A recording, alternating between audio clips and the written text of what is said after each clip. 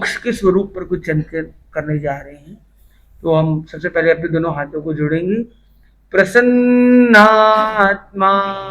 भीक्ष नयनमवतारं नयतु मे। प्रश्न आया कि बंधन कौन सा है जिसको खोलने पर मुझे मुक्ति मिलेगी। भगवान महावीर की वाणी में सुई गढ़ो सूत्र में एक सुंदर बात कही गई कि बंधन को जानो और तोड़ो। जानिज्जा त्यों तिज्जा। जानना भी है और तोड़ना भी है। अगर हम बंधन को जानेंगे नहीं तो उसको तोड़ेंगे कैसे, खोलेंगे कैसे। अब प्रश्न है कि बंधन कौन सा है, लोहे से बांधा है या चांदी से, रस्सी से बांधा है, किस चीज से बांधा है, हमारे कौन से अवयव को बांधा गया है, हमारे हाथों को बांधा गया है या पैरों को या मस्तक को या शरीर को या आत्मा को। बांधा किसने है, किससे है, कब से है और कैसे उन्हें खोला जा सकता है। एक सुंदर सूत्र मिलता है, तस्य उत्तरीकरणम। ये पाठ आपने कई बार सुना है, पढ़ा है, कईयों को याद भी होगा। तस्य उत्तरीकरणम, उसका जो बंधन मैंने बांधा हुआ है उसका उत्तरीकरण करने के लिए। मतलब मैंने बांधा है, बांधते तो हम क्या करते हैं, क्लॉकवाइज राइट साइड में जाते हैं। उत्तरीकरण मतलब उसको खोलने के लिए, बंधन को खोलने के लिए। तस्य उत्तरीकरणम प्रायश्चित्त करणम, उसका प्रायश्चित्त करने के लिए। विशोहीकरणम, उसकी विशुद्धि करने के लिए। विशल्लीकरणम, उस शल्य को, उस कांटे को निकालने की। पावाणम कम्माणम निग्घाय नट्ठाय, पाप कर्मों की निर्घातन करने के लिए, उसको अपने आप से मुक्त करने के लिए व्यक्ति कायोत्सर्ग करता है। पाठ में आगे 17 प्रकार के आगार बताए जाते हैं। ये कायोत्सर्ग प्रतिज्ञा का पाठ। ये क्या है, बंधन को खोलने की चाबी भगवान महावीर ने हमें दे दी। पर प्रश्न अभी भी खड़ा है कि बंधन को जानेंगे नहीं तो तोड़ेंगे कैसे, खोलेंगे कैसे। तो बंधन को जानने की दिशा में हम छोटी सी स्टोरी के साथ अपने जुड़ते हैं। जूनागढ़ संग्रहालय प्राणी का संग्रहालय था, जिसको हम आज की भाषा में जू, चिड़ियाघर आदि कहते हैं।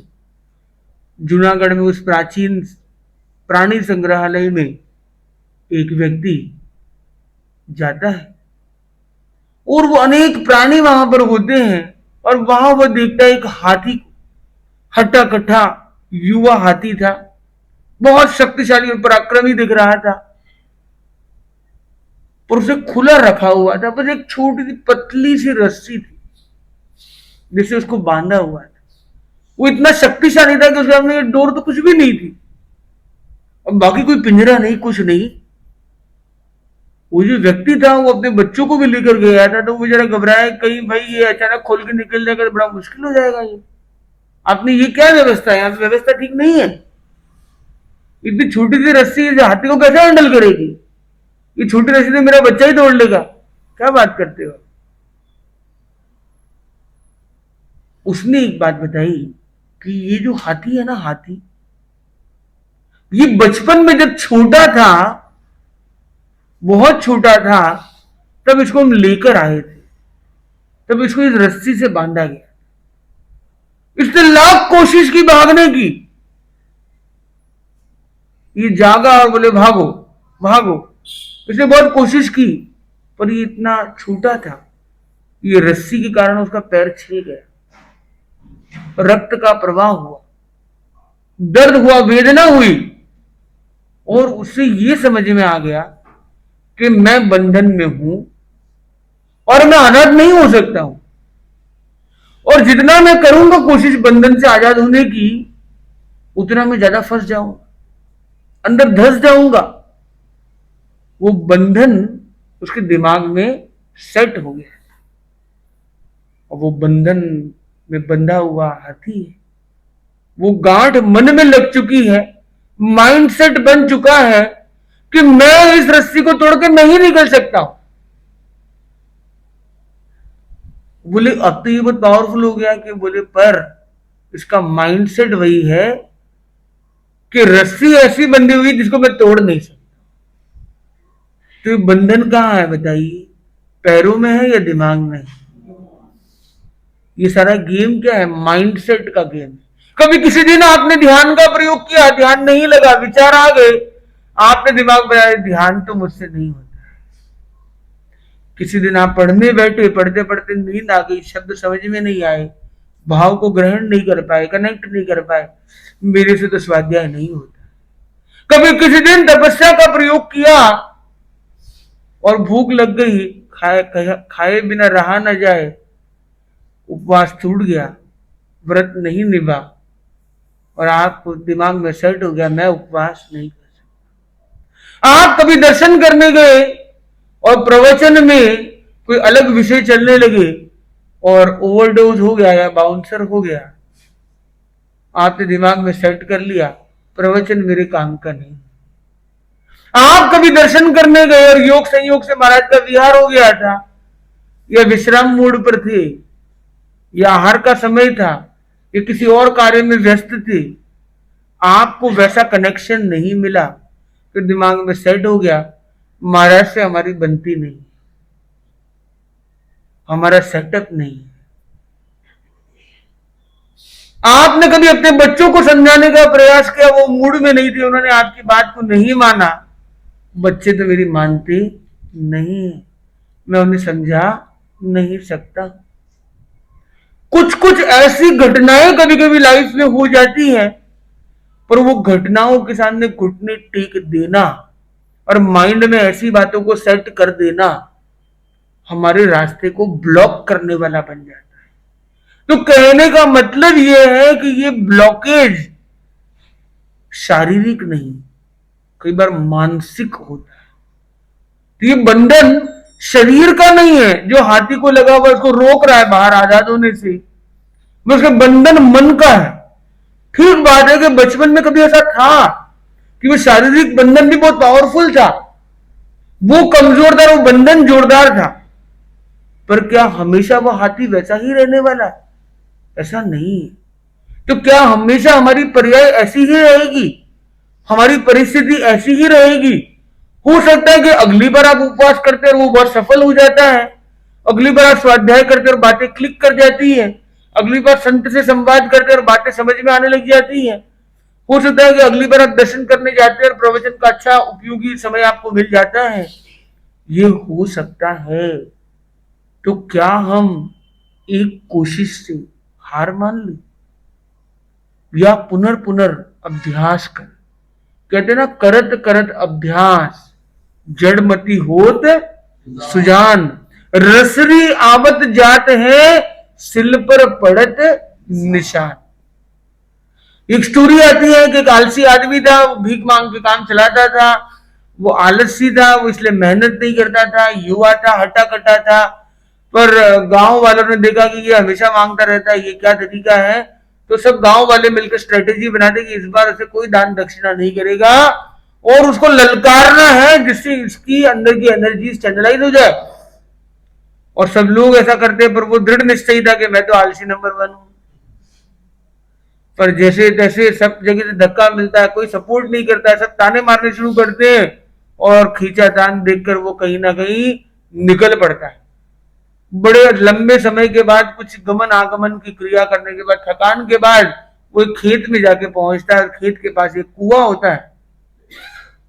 कई घंटों की नींद के बाद, थकान के बाद जब उठता है, वो सोचता है पड़े रहते हैं, लेटे रहते हैं, क्योंकि वो आलसी नंबर 1 था।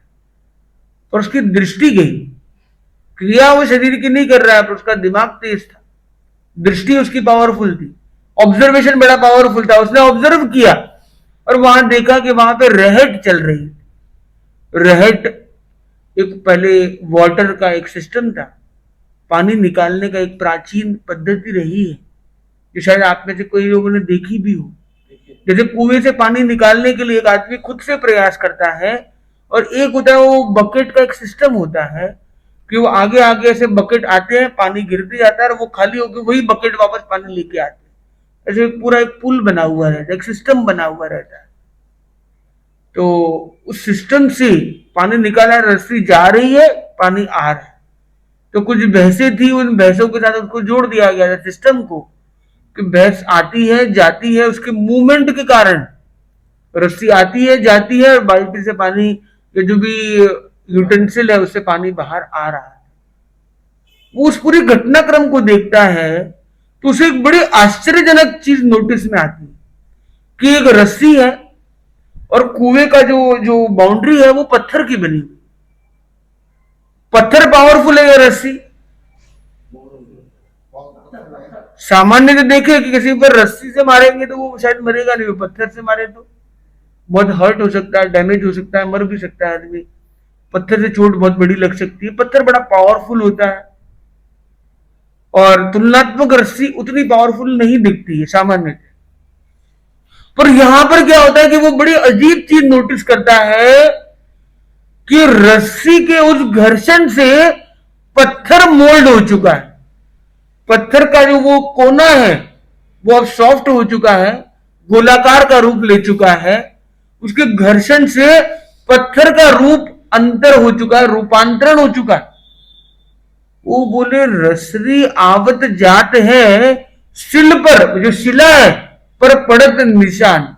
शिला पर भी निशान बना दिया है। रस्सी कितनी पावरफुल है। अगर रस्सी भी इसने मजबूत पत्थर पर निशान कर सकती है तो ये इंसान क्या नहीं कर सकता।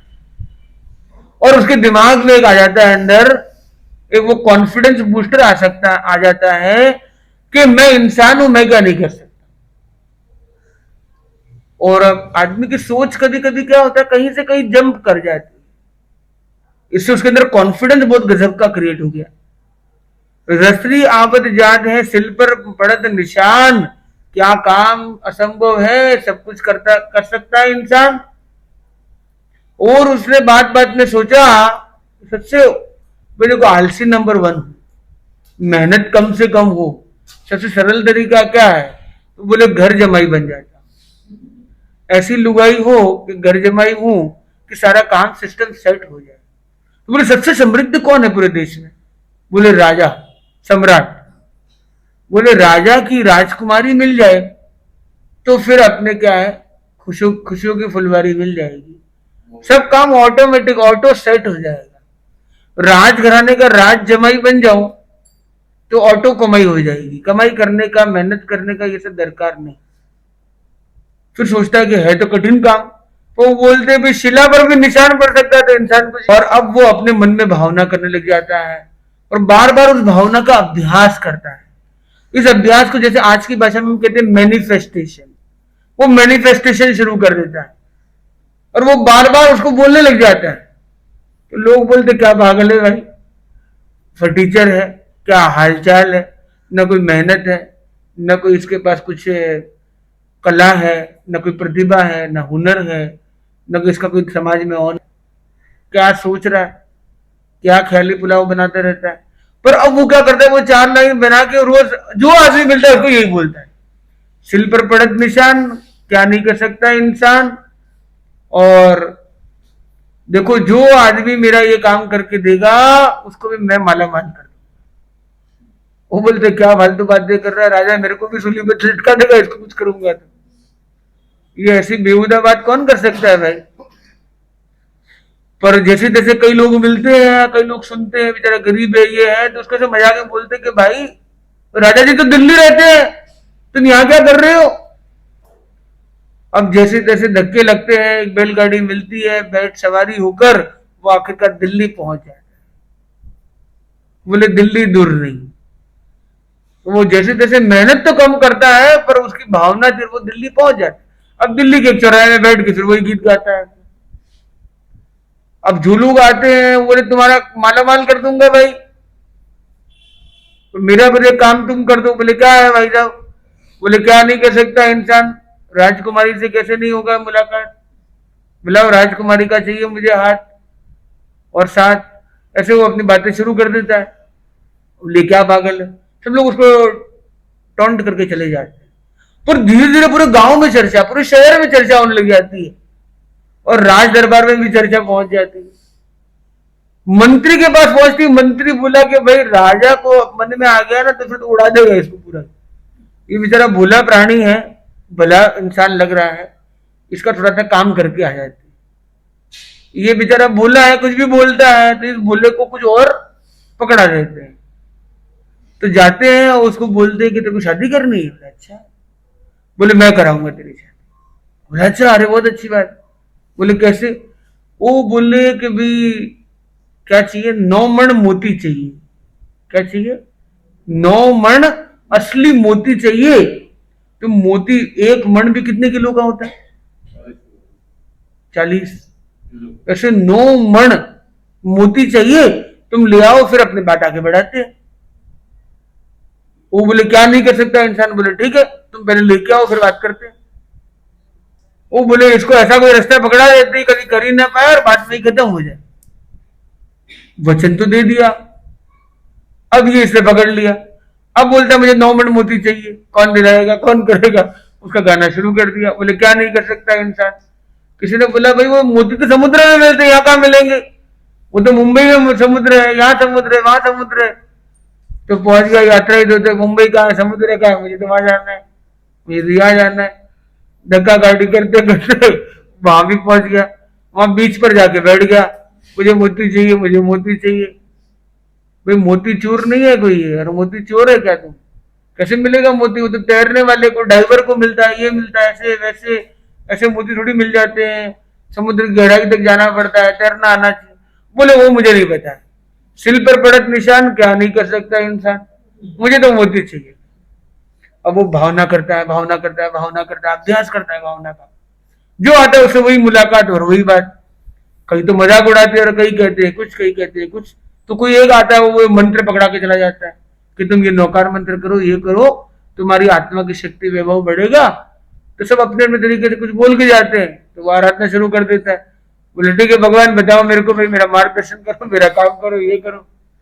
कोई दैविक मंत्र, कोई ये मंत्र, जो मिलता है वो करने लग जाता है। और अब क्या होता है, समुद्र देव वो प्रसन्न हो जाता है।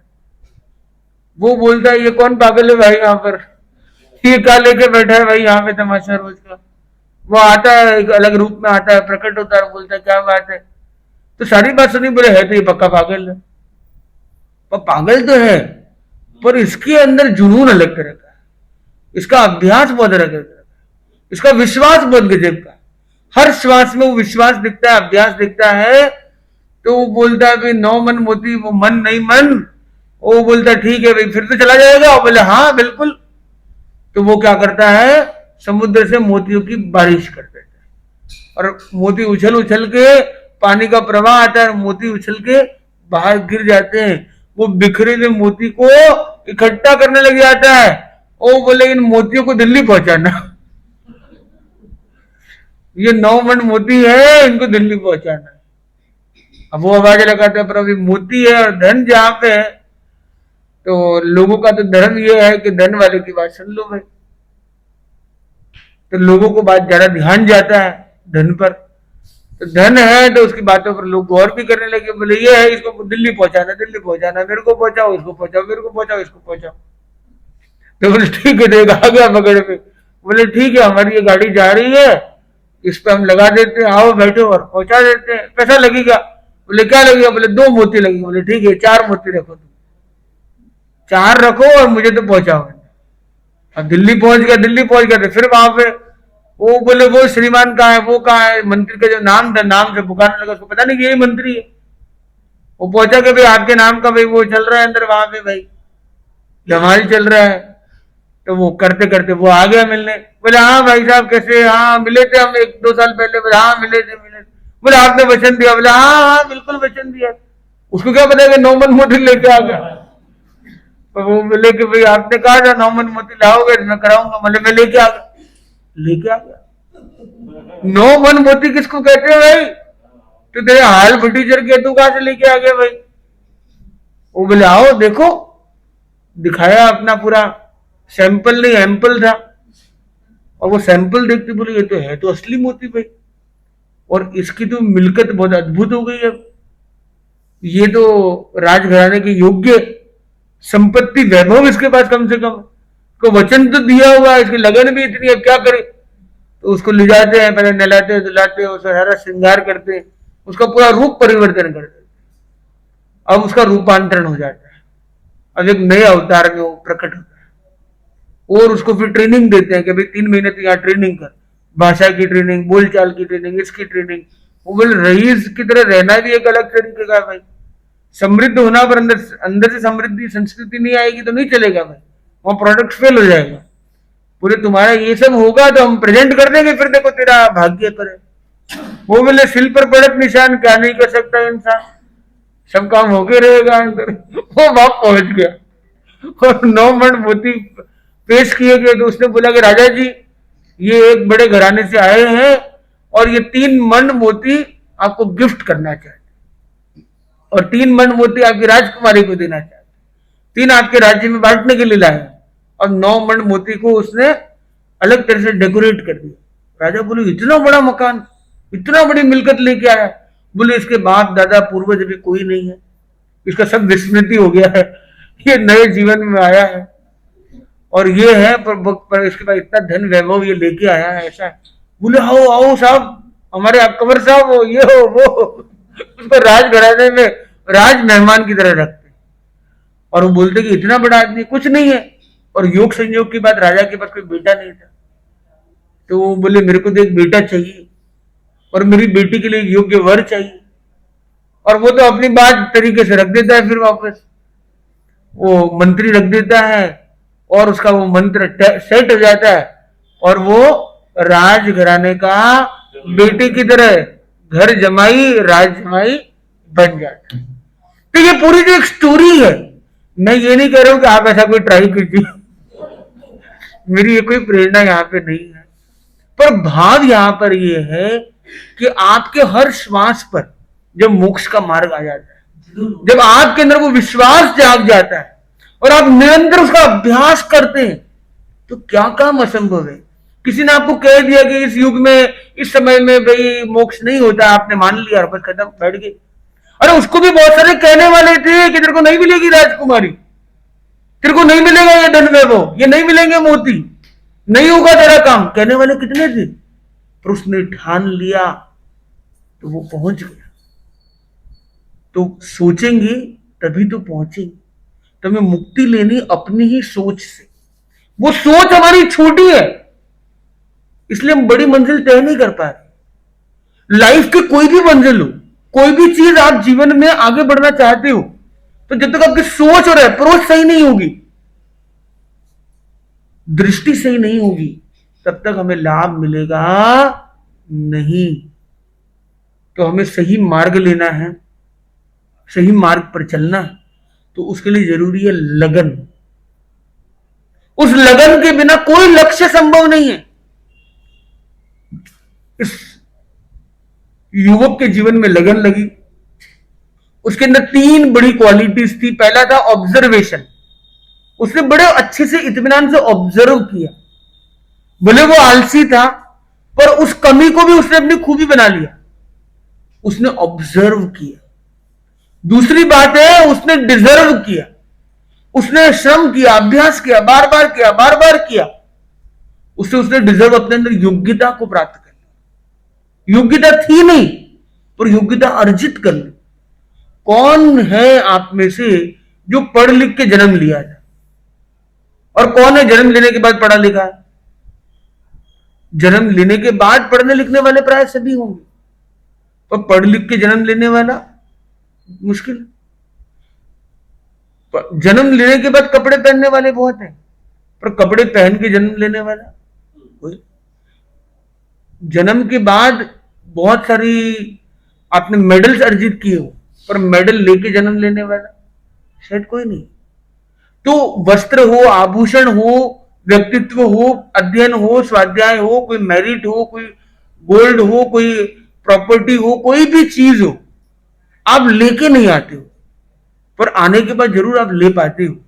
तो कुछ नहीं है, पर पाने को बहुत कुछ है, और वो प्राप्ति की क्षमता, सामर्थ्य हम सब के अंदर है। एक छोटी सी स्टोरी हमें शेयर करती है कि हम सब के अंदर मुक्ति का सामर्थ्य है, हमें बस वो विश्वास जगाना है। तो आज हमने ये तीन चीजें समझी। हाथी की स्टोरी से समझा कि बंधन खाली शरीर का नहीं, बंधन मूल मन में है। दूसरी बात हमने समझी कि कायोत्सर्ग एक प्रयोग है जिसके माध्यम से हम मुक्ति का मार्ग ले सकते हैं। और तीसरा हमने देखा उस युवक की स्टोरी से कि श्वास के अंदर वो उतर जाए, हर श्वास में पूरा विश्वास हो जाए और अभ्यास करे तो हर काम संभव है, हम कर सकते हैं। हम ऑब्जर्व करेंगे, उस पर डिजर्व करेंगे, तो हम वास्तव में उसको अपनी लाइफ में प्राप्त कर सकेंगे। तो आज के इस पूरे कम्युनिकेशन में कितने लोगों को आनंद आया है? कितने लोगों के बात अंदर गई और कितने लोगों की बात ऊपर से गई? तो जो अंदर गई है उसे जीने का अभ्यास करेंगे, क्योंकि जानना जरूरी है पर उससे भी जरूरी है जीना उसे। और जो जीता है वो जीतता है। हमें जीना है और जीतना है, और यही जैन धर्म का सार है, जीना और जीतना। तो हम जीतने के मार्ग पर आगे बढ़ते रहे। किसी के मन में कोई जिज्ञासा, कोई प्रश्न हो तो पूछ सकता है। हाँ जी। रामायण की जिसने रचना की, रामायण की जिसने रचना की वो डकैत तुलसीदास जी डकैत थे। तो साधु निकल रहे थे, साधु को लूटना था, क्यों लूट रहे हो भाई, तुम्हें ये काम है और तो ये करता है, काम का राम राम नाम, और राम राम नहीं आता तो मरा मरा आएगा, बराबर आएगा। वो बैठ गया, मरा मरा मरा मरा, वो राम राम करते करते। तो प्रश्न क्या है? विश्वास। तो इसमें प्रश्न क्या है? इसमें प्रश्न यह है कि अभी आपने बताया ना, करत करत अभ्यास से जन्म तो बहुत सुजान और हसरी आवत जात के सिर पर वर्त दिशा। बोलेगा भगवान नहीं, बोलेगा भगवान मतलब नहीं है। नहीं, तो कहने का मतलब ये है कि आप ये कह रहे हो कि ये ऐसी ही एक घटना यहाँ पर भी मिलती है, और ये घटना भी एक बहुत अच्छी प्रेरणा देती है। तो आपने बहुत अच्छी बात रखी इनके लिए। और किसी के मन में कोई जिज्ञासा, सुझाव, विचार, कोई कुछ कहना चाहता है? कमजोर ही ताकतवर पर राज करता है, औरतें ही पुरुषों पर राज करती है। तो कमजोर पानी भी पत्थर को काट काट के साफ कर देता है, तो कमजोर ही ताकतवर पर राज करता है। सही बात। आप पानी की धारा बहेगी, पत्थर साफ हो जाएगा। औरत हमेशा कंट्रोल करती है पुरुष का, कभी जीतता नहीं पुरुष। तो कमजोर ही ताकतवर पर राज। आपका अनुभव काफी रहा है। जिंदगी का गहन अनुभव है। तो पानी ही साफ कर देगा पत्थर को। पत्थर की हैसियत ही नहीं है, पत्थर पूरा साफ, पानी बार बार पड़ता है, पत्थर खत्म, साफ हो जाएगा। अच्छा, तो खत्म करना और साफ करना एक ही बात है? नहीं, मोक्ष आपने कहा ना, मोक्ष एक अवस्था है। स्वर्ग नरक एक वो है, ऊपर नीचे जाना है। मनुष्य मतलब बीच का, स्वर्ग ऊपर, नरक नीचे, और त्रियंच गति बीच में, तो चार है। तो त्रियंच गति में भी नहीं मिलेगा, स्वर्ग में भी नहीं मिलेगा, नरक में भी नहीं मिलेगा। जब आप मनुष्य बन जाएंगे, ये मनुष्य, ये विराट मोक्ष पाएगा। कोई अवस्था नहीं, कहीं पहुंचना नहीं है। मैं उस अवस्था में, समता की अवस्था में आ जाऊं, मोक्ष मिल ही जाएगा। कहीं पहुंचना नहीं, हम तो यहाँ है, कहीं और तो है नहीं। तो प्रश्न क्या है? मोक्ष कोई पाना नहीं है, वाह, अनुभव करना है। कितनी अच्छी बात कही। तो इनके लिए भी ये ठीक है। और किसी के मन में कोई विचार, कोई प्रश्न, कोई जिज्ञासा? क्योंकि वो ही कर सकता है जिसको समझ में आया होगा। जिसको समझ में नहीं आया वो कोई प्रश्न नहीं कर सकता। यह पूरा समझ में आ गया तो भी प्रश्न की अपेक्षा नहीं रहेगी। तो आप लोग, हाँ जी। जड़मत होत सुजान, करत करत अभ्यास जड़ मति होत सुजान। सुजान नहीं बात, सुजान सुजात है ना। रसवी आवत जात है, सिल पर पड़त निशान। तो सुजान निशान, तो ये बराबर राइमिंग थोड़ा सा सही रहेगा ना। और सुजान का मतलब क्या है कि उसकी जो बुद्धि वैभव है ना वो अच्छी बन जाएगी। मतलब जैसे कोई कहते हैं ना कि मैं तो बुद्धू हूं, मेरे को समझ में नहीं आता है, पर अगर वो भी अभ्यास करेगा ना तो उसकी बुद्धू भी बुद्धिशाली बन जाएगा। मतलब ना समझ भी समझदार बन जाएगा अभ्यास करने से। तो एक आदमी का ज्ञानावरणी कर्म ऐसा है कि वो 5 बार 10 बार करने पर भी याद नहीं होता है, पर वो 15 बार में याद कर लेता है। और एक व्यक्ति जो 2 बार में याद हो जाता है, 1 बार में याद हो जाता है, पर वो 1 बार भी नहीं करता। तो ये स्टोरी ये कहती है कि भाई वो अभ्यास किया ना, तो ये जानकार होते हुए भी ये पीछे रह जाएगा और अभ्यास करने वाला आगे बढ़ जाएगा। इसलिए अभ्यास। तो जड़मती जो है वो भी सुजान हो जाएगी। जड़ का विपरीत है सुजान।